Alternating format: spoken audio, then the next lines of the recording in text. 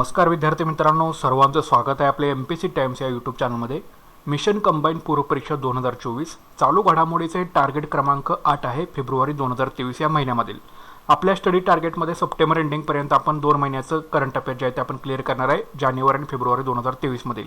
जर तुम्ही याच्या आधीचे जर व्हिडिओ बघितले नसतील तर नक्कीच सगळे बघून घ्या. एका प्लेलिस्टमध्ये तुम्हाला सर्व व्हिडिओ जे आहेत ते उपलब्ध करून दिलेले आहेत. एकही मार्क करंट अफेअरचा आपल्याला सोडायचं नाही आहे. जास्तीत जास्त जितके मार्क घेते तितके आपल्याला करंट अफेअर्समध्ये घ्यायचे आहे, कारण हा स्कोरिंग विषय आहे आणि तुमची पूर्व परीक्षा निघण्यामध्ये ह्या विषयाचा नक्कीच चांगला हातभार तुम्हाला लागू शकतो. त्याच्यामुळे आता सुरुवात करूया. तर बघा, पहिला प्रश्न काय. अलीकडील अहवालानुसार जीवाश्म इंधनाशी संबंधित वस्तूंचा भारताच्या वार्षिक महागाई दरात किती टक्के वाटा आहे? तर याचं उत्तर आहे 20%. तर अलीकडील अहवालानुसार जीवाश्म इंधनाशी संबंधित वस्तूंचा भारताच्या वार्षिक महागाई दरात किती टक्के वाटा आहे? इकोशी रिलेटेड करंट अफेअर्स प्रश्न आहे. ठीक आहे, तर याचा आन्सर आहे 20%. तर केम्ब्रिज इकॉनोमेट्रिक्सने नुकताच fossil fuel prices and inflation India हा अहवाल जो आहे तो प्रसिद्ध केलेला आहे. या अहवालानुसार जीवाश्म इंधनाशी संबंधित वस्तू जसे की वाहतूक आणि घरगुती ऊर्जेने एप्रिल ते मे 2022 दरम्यान भारताच्या वार्षिक महागाई दरात 20% योगदान जे आहे ते दिलेलं आहे. जानेवारी 2021 ते ऑगस्ट 2022 दरम्यान इंधन आणि ऊर्जेच्या किमती भारतातील एकूण ग्राहक किमतीपेक्षा जवळपास 5 पटीने वाढल्या.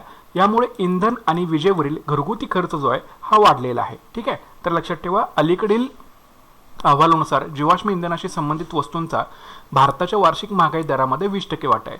तर केम्ब्रिज इकॉनोमेट्रिक्सने हा एक अहवाल प्रसिद्ध केला ज्याचं नाव आहे fossil fuel prices and inflation India. या अहवालानुसार जीवाश्म इंधनाशी संबंधित वस्तू जसे की वाहतूक आणि घरगुती ऊर्जेनं एप्रिल ते मे 2022 दरम्यान भारताच्या वार्षिक महागाई दरामध्ये 20% योगदान जे आहे ते दिलेलं आहे. आणि जानेवारी 21 ते ऑगस्ट 2022 दरम्यान इंधन आणि ऊर्जेच्या किमती भारतातील एकूण ग्राहक किमतीपेक्षा जवळपास 5 पटीने वाढलेला आहे. त्याच्यामुळे काय झालेलं आहे, इंधन आणि विजेवरचा घरगुती खर्च जो आहे हा वाढलेला आहे. तर लक्षामध्ये ठेवून घ्या. पुढील प्रश्न बघा. मेहरोली पुरातत्व उद्यान हे हेरिटेज क्षेत्र कोणत्या राज्य किंवा केंद्रशासित प्रदेशामध्ये आहे? तर याचं उत्तर आहे नवी दिल्लीमध्ये हे मेहरोली पुरातत्व उद्यान आहे. लक्षात ठेवायचं आहे. तर मेहरोली पुरातत्व उद्यान हे मेहरोलीमधील एक पुरातत्व क्षेत्र आहे जे 7 मध्ययुगीन शहरापैकी एक आहे जे सध्याच्या दिल्लीमध्ये आहे. ठीक आहे, हे कुतुब मिनार, जागतिक वारसा स्थळ आणि कुतुब संकुलाला लागून आहे. मेहरोली पुरातत्व उद्यान येथे 100हून अधिक ऐतिहासिकदृष्ट्या महत्त्वपूर्ण स्मारकं आहेत. दिल्लीतील हे एकमेव क्षेत्र आहे ज्यात 1000हून अधिक काळ सततचा व्यवसाय जो आहे हा आपल्याला दिसून येतो. ठीक आहे, तर लक्षामध्ये ठेवून घ्या. यावर्षी पार्कमध्ये G20ची बैठक जी आहे ही होणार आहे. मेहरोली पुरातत्व उद्यानामध्ये G20ची बैठक जी आहे ही होणार आहे. तर ठीक आहे, लक्षात ठेवा. तर मेहरोली पुरातत्व उद्यान हे हेरिटेज क्षेत्र कुठल्या राज्यात किंवा केंद्रशासित प्रदेशामध्ये आहे? तर ते आहे नवी दिल्लीमध्ये. ओके, तर हे 7 मध्ययुगीन शहरापैकी एक आहे. कुतुब मिनार जागतिक वारसा स्थळाला लागूनच आहे. 100हून अधिक ऐतिहासिक स्मारकं आहेत तिथं. आणि दिल्लीतील एकमेव क्षेत्र जिथे 1000हून अधिक काळ सततचा व्यवसाय जो आहे तो सुरू आहे. आणि यावर्षी पार्कमध्ये G20ची बैठक जी आहे ही होणार आहे. ठीक आहे, या गोष्टी लक्षात ठेवून घ्या. पुढील प्रश्न बघा. कोणता कायदा नागरी विवाह नियंत्रित करतो जेथे राज्य धर्माऐवजी विवाहास मान्यता देते? तर याचं उत्तर आहे 1954चा विशेष विवाह कायदा. तर या कायद्यानुसार जेथे राज्य जे आहे हे धर्माऐवजी विवाहाला मान्यता देते. ठीक आहे, राज्य धर्माऐवजी विवाहास मान्यता देते. लक्षात ठेवायचं आहे 1954चा विशेष विवाह कायदा. तर 1954चा विशेष विवाह कायदा भारतीय संसदेने धर्माऐवजी राज्याने मंजूर केलेल्या नागरी विवाहांना नियंत्रित करण्यासाठी मंजूर केला. हे जोडप्याने त्यांची वैयक्तिक धार्मिक ओळख न सोडता आंतरधर्मीय किंवा आंतरजातीय विवाह सक्षम करण्यासाठी डिझाईन केलेला आहे. हा कायदा भारतभर राहणाऱ्या मुस्लिम, हिंदू, शीख, ख्रिश्चन, जैन आणि बौद्धांसह सर्व धर्माच्या लोकांना लागू होतो. तर लक्षात ठेवा, 1954चा एक विशेष विवाह कायदा आहे जो की राज्य धर्माऐवजी विवाहास मान्यता देऊ शकतं. म्हणजे बघा, भारतीय संसदेने धर्माऐवजी राज्याने मंजूर केलेल्या नागरी विवाहांना नियंत्रित करण्यासाठी मंजूर केलेला आहे. आणि ह्या कायद्यानुसार जोडप्यांनी त्यांची वैयक्तिक धार्मिक ओळख न सोडता आंतरधर्मीय किंवा आंतरजातीय विवाह सक्षम करण्यासाठी हा जो कायदा आहे हा बनवला गेलेला आहे. आणि हा सर्व धर्माच्या लोकांना लागू आहे. ज्याच्यामध्ये मुस्लिम असतील, हिंदू असतील, शीख असतील, ख्रिश्चन असतील, जैन असतील, बौद्ध असतील, सर्व धर्माच्या लोकांना हा कायदा जो आहे 1954चा विशेष विवाह कायदा जो आहे हा लागू आहे. लक्षामध्ये ठेवून घ्या.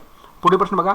ECDNAचा विस्तार काय आहे जो अलीकडेच शास्त्रज्ञांना कर्करोगाचा प्रसार होण्यास मदत करणारे एजंट म्हणून आढळलेला आहे? सायन्सशी रिलेटेड करंट अफेअरचा प्रश्न आहे.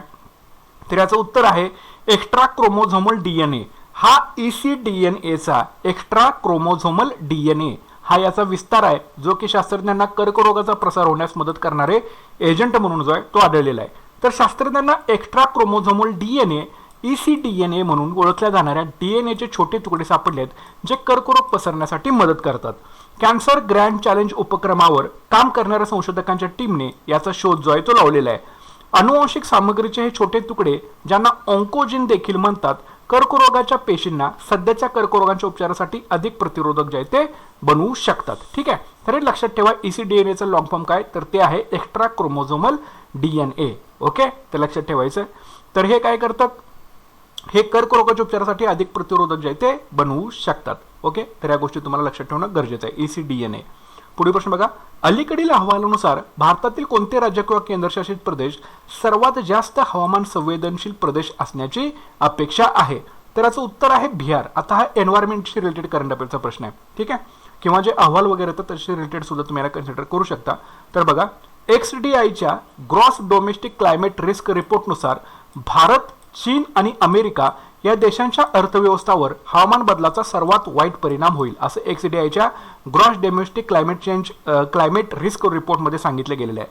या अहवालात असं दिसून आलेलं आहे की 2050 पर्यंत जगातील 2600 पेक्षा जास्त प्रदेशांमध्ये 14 भारतीय राज्ये सर्वात जास्त हवामान जोखीम प्रवण प्रदेशांमध्ये अव्वल 100 राहतील. ठीक आहे, 2600 पेक्षा जास्त प्रदेशांमध्ये 14 भारतीय राज्यातील जे आहेत ते 100 जी प्रदेश असतील 14 भारतीय राज्यामधील ते जगामध्ये अव्वल राहणार आहेत.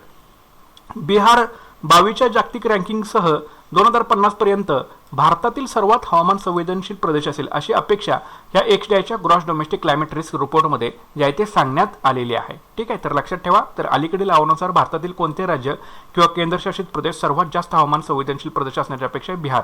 आणि तुम्हाला डायरेक्ट जर रिपोर्टनुसार विचारला, XDIच्या ग्रॉस डोमेस्टिक क्लायमेट रिस्क रिपोर्टनुसार भारतातील कोणते राज्य हे सर्वात जास्त हवामान संवेदनशील प्रदेश असण्याची अपेक्षा 2050 मध्ये वर्तवण्यात आलेली आहे? तर उत्तर असणार आहे बिहार. ठीक आहे, पुढील प्रश्न बघूया. ग्लोबल टुरिझम इन्व्हेस्टर समिटचे यजमान कोणते शहर आहे? तर याचं उत्तर आहे नवी दिल्ली. हे ग्लोबल टुरिझम इन्व्हेस्टर समिटचं यजमान शहर आहे.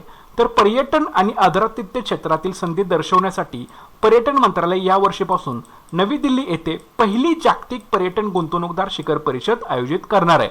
लक्षात ठेवायचं आहे. हॉटेल्स आणि रेस्टॉरंट्स, साहसी आणि इको टुरिझम, क्रूज आणि इतर संबंधित पर्यटन क्षेत्रासह पर्यटन क्षेत्रातील गुंतवणुकीच्या संभाव्य संधीवरती या समिटमध्ये चर्चा होणार आहे.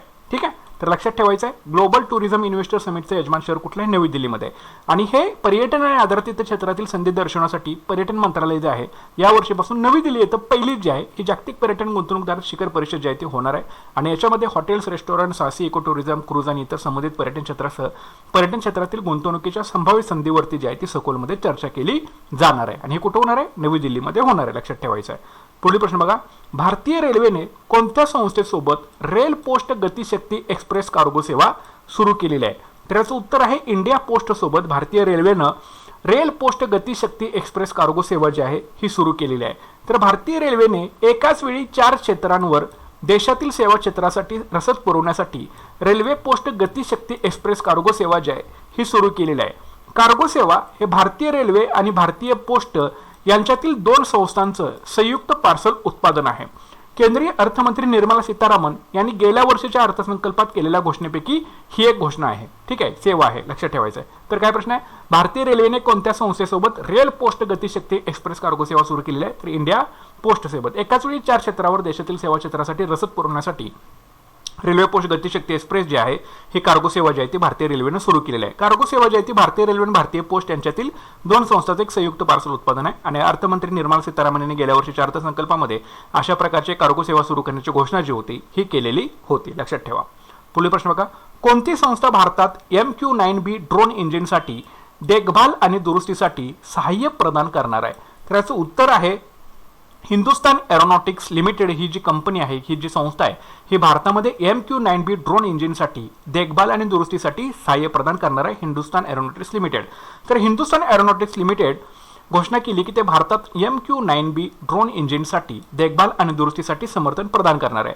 हिंदुस्तान एरोनॉटिक्स लिमिटेड आणि जनरल ऑटोमॅटिक्स यांनी एरो इंडिया येथे घोषित केले की टर्बो प्रोपेलर इंजिन जे MQ-9B गार्डियन हाय अल्टिट्यूड लॉंग एंड्युरन्स RPAS ला शक्ती देतात त्यांना भारतीय बाजारपेठेसाठी HAL इंजिन विभागाकडून समर्थन जे आहे हे दिलं जाणार आहे. तर थोडक्यामध्ये लक्षात ठेवा की कुठली संस्था भारतात MQ-9B ड्रोन इंजिनसाठी देखभाल आणि दुरुस्तीसाठी सहाय्य प्रदान करणार आहे. तर उत्तर असणार आहे तुमचं हिंदुस्तान एरोनॉटिक्स लिमिटेड.